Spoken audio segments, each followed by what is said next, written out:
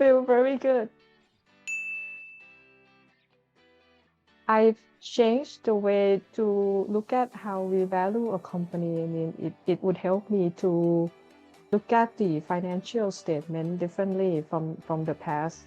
I was very basic in the past. It was just like ROE, PE. But then after I go to your class and lectures and try to look at the research myself, it's changed me to look at differently. It's like I changed the new glasses.